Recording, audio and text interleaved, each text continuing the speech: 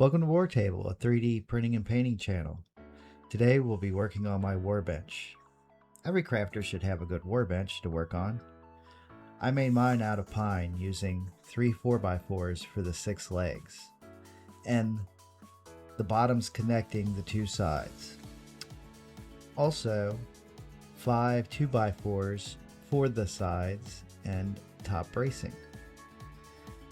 I used 5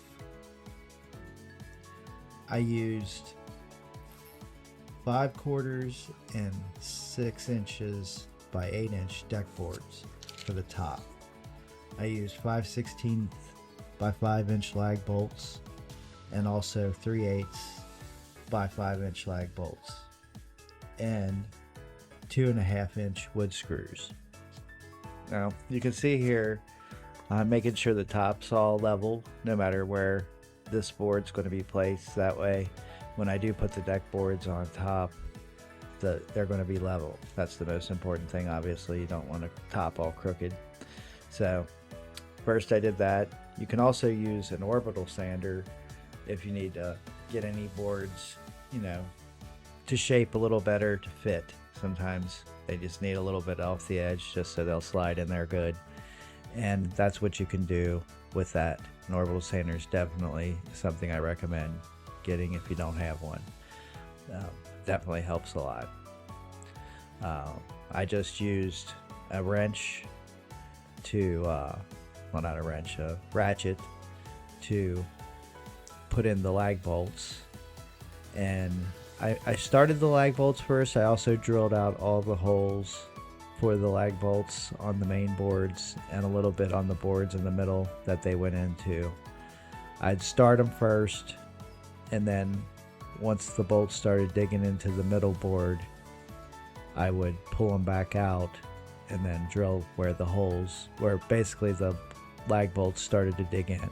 That way I'd know exactly where to put the holes for the lag bolts to go into. That just gives them a little bit more grip, and they tend to not push out because I didn't have a big enough clamp to really put around the whole thing to do that part.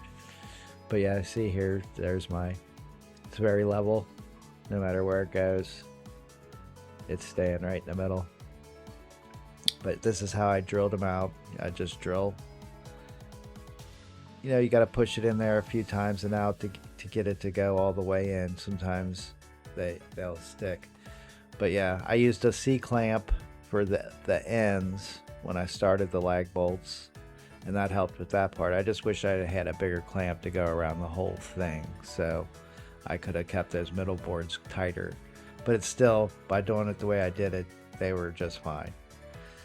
And then there we can put on our top boards here, and then we'll screw those down with our 2.5 inch wood screws. And I just went down the sides of each of the table sides, and I also went down the middle of it with these screws. You definitely want to put quite a few, at least 2 on each side of each board, and then 2 in the middle, just to make sure those boards are going to stay nice and steady and not move around at all. And that's pretty easy. Really didn't take too long. As you can see here, I'm just showing whereabouts I put the screws in. Like I said, about 2 on each, and then up the middle with some too. If you enjoy these kind of videos, if you especially enjoy 3D printer videos and painting videos about Warhammer 40k models or anything like that, please like and subscribe, and turn on notifications.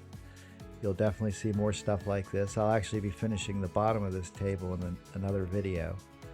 So here I am just sitting on it to make sure it's going to be nice and safe and nothing's going to break, and I didn't hear any cracks or anything, so we were all good. Again, thank you for watching, and God bless.